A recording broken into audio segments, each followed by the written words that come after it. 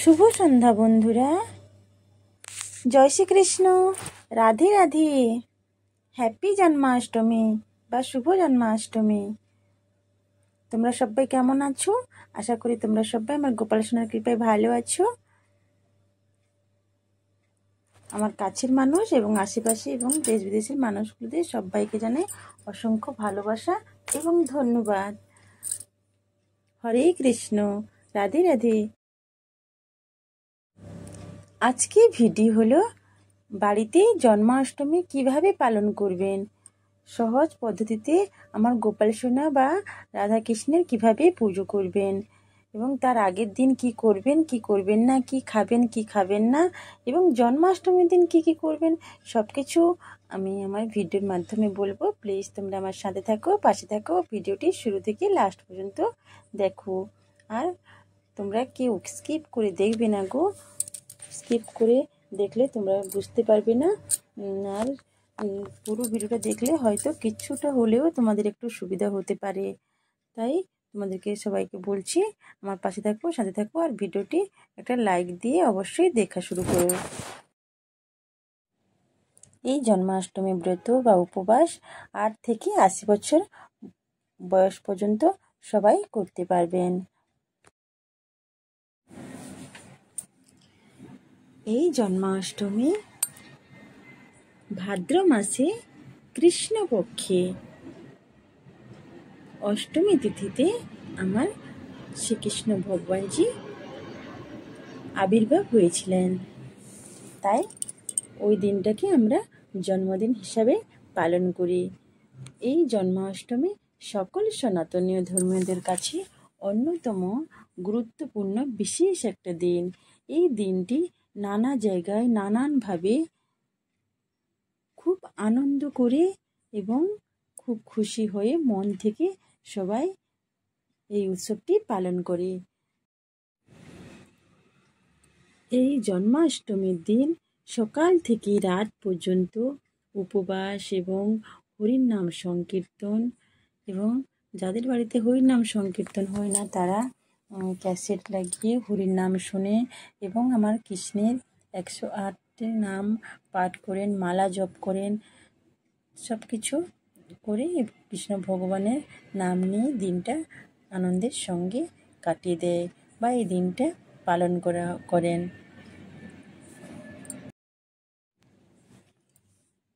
এই দিনটি সারাদিন উপবাস থেকে মধ্যরাত্রে পুজোপাঠ হয়ে থাকেন, কিন্তু যারা পারেন না তারা সকালবেলা থেকে রাত্রি পর্যন্ত তোমরা যখন পারবে পুজোটা করতে পারবেন। জন্মাষ্টমীর দিন অতি শুভ, তাই তোমরা সকালেও করতে পারবেন, বা সকালে যদি না পারো তাহলে দুপুর 12টার সময়ও করতে পারবেন, বিকেলেও করতে পারবেন, সন্ধ্যার পরও করতে পারবেন। এই দিনটা শুভ, যার যতটা সুবিধা মনে হয় ওই টাইমে করে নিতে পারবেন। আর তোমরা যদি চাও যে এই পুজোটা নিজের হাতেই করবে, এই জন্মাষ্টমীর পুজো তোমরা নিজের হাতেই করবে, তাহলে তোমরা নিজের হাতেই করতে পারো। আর যদি না পারো তাহলে পুরোহিত মশাইকে ডেকে এই পুজো পাঠ করতে পারেন। জন্মাষ্টমী পুজো ব্রত সবাই করতে পারেন, 8 থেকে 80 বছর পর্যন্ত করতে পারেন, নারী থেকে পুরুষ সবাই করতে পারবেন। আমার ছোট্ট মিষ্টি ভাই বোনেরাও সবাই করতে পারবেন।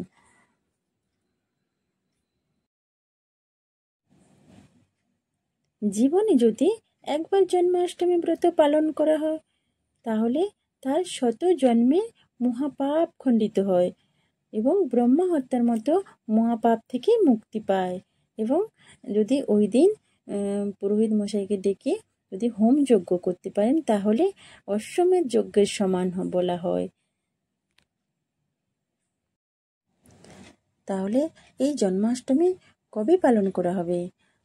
26শে আগস্ট কি 27 আগস্ট?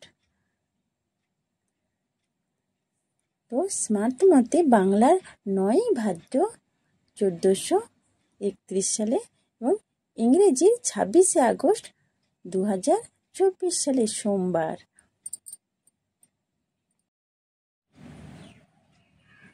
সকাল 8:36 থেকে শুরু এবং শেষ হচ্ছে বাংলার 10ই ভাদ্র 1431 সাল এবং ইংরেজি 27শে আগস্ট 2024 সাল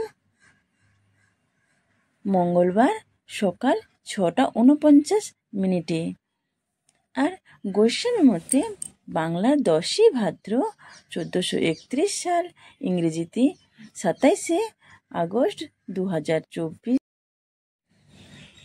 মঙ্গলবার শুরু হচ্ছে এবং শেষ হচ্ছে 11ই ভাদ্র 1431 সাল এবং ইংরেজি 28শে আগস্ট বুধবার শেষ হচ্ছে। আর এই দিনটিতে বাবা লোকনাথ ব্রহ্মচারীর শুভ আবির্ভাব হয়েছিলেন এই জন্মাষ্টমী তিথিতে। তাই এই দিনটাকে সবাই লোকনাথ ব্রহ্মচারীর জন্মাষ্টমী পালন করেন। এই দিনটি খুবই শুভ একটা দিন। এই দিন বাবা লোকনাথ ব্রহ্মচারী পৃথিবী লোকে আবির্ভাব হয়েছিলেন।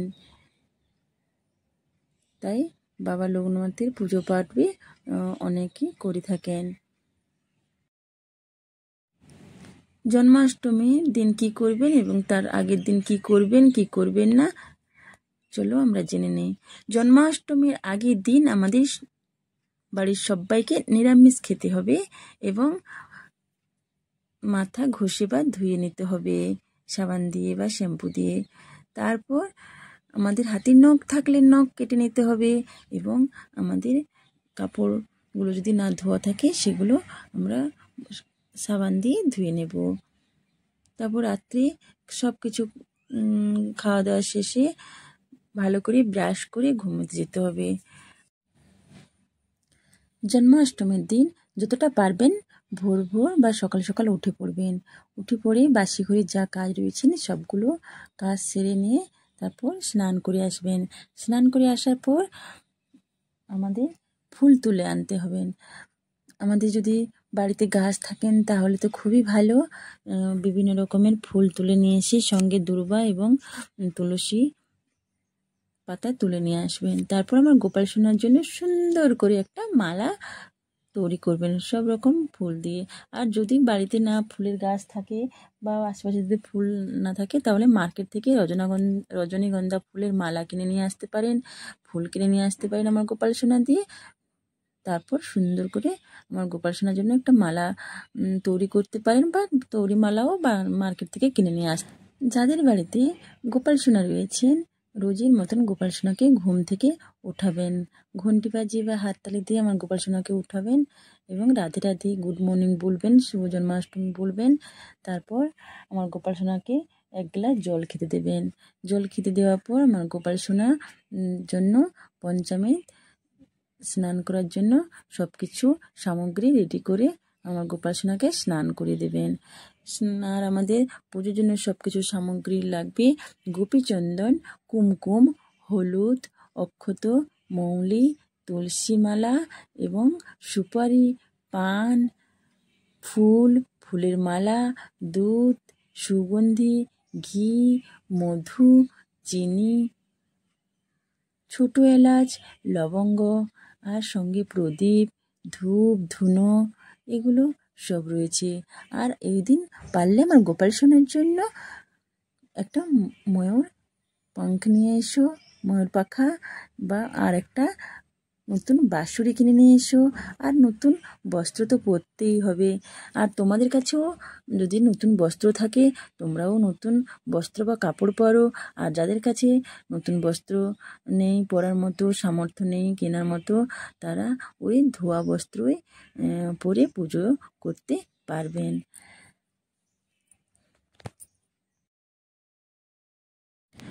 গোপাল সোনার জন্য আমরা পঞ্চামৃত স্নান জল কিভাবে রেডি করব। আমরা একটা পিতলের বা কাঁসার বাসন নেব। সেই বাসনের মধ্যে আমরা গোপাল সোনার জন্য সুন্দর করে ফুল দিয়ে, তুলসী পাতা দিয়ে আর মাঝখানে স্বস্তিক যেরকম একটা এঁকে দেবে, যেটা পারবে ওটা এঁকে সাদা চন্দন দিয়ে আঁকবে, এঁকে সুন্দর করে সাজিয়ে সঙ্গে গঙ্গা জল, ঘি, মধু, চিনি, চন্দন, ফুল, তুলসী এবং হলুদ, গোলাপ জল, গোলাপ পাপড়ি থাকলে খুবই ভালো হয়। এগুলো সব দিয়ে ডাবের জল দিলে আরও খুব ভালো হয়। এগুলো সব কিছু দিয়ে একটা ঘটির মধ্যে সুন্দর করে পঞ্চামৃতে জলটা রেডি করে নেবে। আর ওই যে বাসনের মধ্যে সব কিছু সাজিয়ে রেখেছি ওখানে আমার গোপাল সোনাকে বসিয়ে, আর যাদের বাড়িতে জলশঙ্খ রয়েছে সেই তার মধ্যে দিয়ে আমার গোপাল সোনাকে জলশঙ্খ দিয়ে স্নান করাবেন। আর যাদের বাড়িতে এতগুলো সামগ্রী মানে দেওয়ার সামর্থ্য নেই বা নেই, তারা শুধু গঙ্গা জল, তুলসী পাতা আর ফুল আর চন্দন দিয়ে স্নান করাতে পারবেন, তাতে কোনো অসুবিধা নেই। থাকলে ঠিক আছে, না থাকলে আর কি করা যাবে বলো। তাই যদি থাকে খুব ভালো হয়। দিয়ে আমার গোপাল সোনাকে সুন্দর করে ভালো করে স্নান করে তারপর গোপাল সোনাকে তুলে নিয়ে একটা ভালো তয়লা দিয়ে কাপড়, শুদ্ধ বস্ত্র বা মানে যাদের নতুন থাকে ঠিক আছে, যাদের পুরানো রয়েছে আগে থেকে ওটা দিয়ে ভালো করে গা মুছে দিয়ে ওই যে নতুন বস্ত্র নিয়ে এসেছো তোমরা, ওই নতুন বস্ত্র পরিয়ে ফুলের মালা দিয়ে এবং ওই যে সাদা চন্দন দিয়ে সব কিছু দিয়ে আমার গোপাল সোনাকে সাজিয়ে দেবে। সাদা চন্দন দিয়ে তিলক দিয়ে দেবেন এবং গোলাপ জল এবং সুগন্ধি সব কিছু, আতর সব কিছু দিয়ে আমার গোপাল সোনাকে সুন্দর করে সাজিয়ে দেবেন। সঙ্গে বাঁশরি দেবেন, মাথাতে একটা ময়ের পঙ্খ দেবেন এবং মুকুট দেবেন, সব কিছু দেবেন। যাদের বাড়িতে গোপাল সোনা রয়েছে তারা সব কিছু জানে, আর যাদের বাড়িতে নেই তারা এইভাবে করতে পারেন। সব কিছু দিয়ে আমার গোপাল সোনাকে রেডি করিয়ে দেবেন, এত সুন্দর করে রেডি করাবেন। আর অবশ্যই বাঁশি হাতে দেবে। আর তারপর আমার গোপাল সোনার কে তুলসী পাতা, সাদা চন্দন লাগিয়ে মাথার ওপরে একটা দেবেন, হাতে লাড্ডুর ওপরে একটা দেবেন এবং পায়ে একটা তুলসী পাতা দেবেন। বাড়িতে রাধা কৃষ্ণ বা রাধা মাধব থাকলে সেম এভাবেই করবেন। তারপর আমার গোপাল সোনা বা আমার কৃষ্ণ ভগবানের তালের বড়া বা তালের জিনিস খুবই খেতে পছন্দ করেন, খুবই প্রিয়। তাই তোমরা প্রসাদে তালের বড়া, তালের ফুলুরি, তালের লুচি, সাথে সুজি, দই, মিষ্টি, 5 রকমের ফল, 5 রকমের মিষ্টি,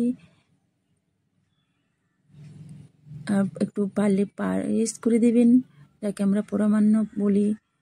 তো খুবই ভালো হয়।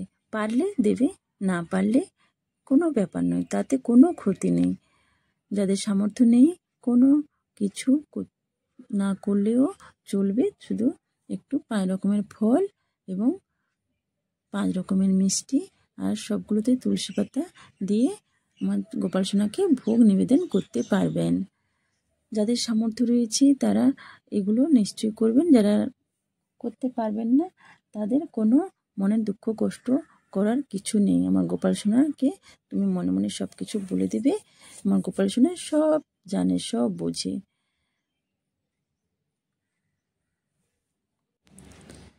আমার গোপাল সোনা পুজো এবং ব্রত সবাই করতে পারেন। হ্যাঁ, আরও অনেকে বলেন যে অনেক মেয়েরা ওই সময় অশুচি থাকে, তখন তারা কি ব্রত করতে পারবেন? হ্যাঁ, ব্রত করতে পারবেন, কিন্তু প্রসাদ খেতে পারবেন, কিন্তু ওই দিন খেতে পারবেন না। যেদিন জন্মাষ্টমী শেষ হয়ে যাবে, পারণ থাকবে, ওই ভগবানের প্রসাদ খেয়ে পালন করবেন। কিন্তু গোপাল সোনাকে ছুঁতে পারবেন না, গোপাল সোনার পুজো সামগ্রী কিচ্ছু ছুঁতে পারবেন না, কিন্তু ব্রত করতে পারবেন, উপবাস রাখতে পারবেন। ওই জন্মাষ্টমীর দিন শুধু আমার ভগবান শ্রীকৃষ্ণের নাম নেবেন। শ্রীকৃষ্ণের 108টা নাম রয়েছেন, এগুলো পাঠ করবেন। ভগবানের কথা শুধু মনে করবেন আর ভগবানের নাম গুনগুন করবেন। হরে কৃষ্ণ নাম গুনগুন করবে। যাদের মালা জপ রয়েছে তারা সবাই মালা জপ করবেন। ওই দিনটা আমার ভগবানের নাম করবেন। ওই দিনটাতে যদি 108টা তুলসী পাতা দিয়ে আমার ভগবানের চরণ দিতে পারেন বা মালা গেঁথে গলায় পরাতে পারেন। খুবই খুবই শুভ আর খুবই ভালো হয় গো। যারা পারবেন অবশ্যই এই কাজটি করবেন গো। 108টা তুলসী পাতা নিয়ে মালা গেঁথে আমার ভগবানকে মালা পরিয়ে দেবেন। যদি না মালা গাঁথতে পারো, একটা একটা করে আমার তুলসী পাতা ভগবানের চরণে সাদা চন্দন লাগিয়ে দেবেন। যারা প্রথম জন্মাষ্টমী ব্রত বা পুজো পাঠ শুরু করবেন তারা ভাবছো অনেক অনেক কঠিন না গো, কিছুই কঠিন না গো। মন থেকে করলে আর ভালোবেসে আনন্দ করে করলে কোনো কাজই কঠিন হয় না, কোনো কিছু কঠিন হয় না। এই তো আমার ভগবানের নাম করলে, ভগবানের পুজো পাঠ করলে মন ভরে যায়, মন প্রাণ ভরে যায় গো। তাই আমার গোপাল সোনাদের সকাল সকালে প্রাণচামিত স্নান করিয়ে সুন্দর করে সিংহাসন সাজিয়ে দেবেন, ফুল দিয়ে সিংহাসনকে সুন্দর করে সাজিয়ে দেবেন। সাজিয়ে আমার গোপাল সোনাদের পুষিয়ে ওদের জন্য তালের কিছু বানিয়ে, আর যেটা যেরকম পারবে সামর্থ্য বানিয়ে ফুল চন্দন টন্দন সব কিছু দিয়ে পুজো করো। তোমার নিজের মতো করো, নয়তো পণ্ডিত দিয়ে করো, যেভাবে করো করো, খুবই ভালো লাগবে। বাই বাই সবাইকে। ভিডিওটি অনেক লং হয়ে গেছে আর আমার অনেক ভুল রয়েছে, সেই ভুলগুলো মাফ করে দিয়ে আমার পাশে থাকো, সাথে থাকো আর দেখতে থাকো। আমি তো কিছুই জানি না গো, আমি মাত্র চেষ্টা করেছি তোমাদের ভালোবাসা পেলে আরও ধীরে ধীরে করে চেষ্টা করব এবং আমি অনেক কিছু শিখে নিতে পারবো। তাই প্লিজ তোমরা সবাই সাথে থাকো, পাশে থাকো। Bye bye. হরে কৃষ্ণ, রাধে রাধে, শুভ জন্মাষ্টমী। হরে কৃষ্ণ।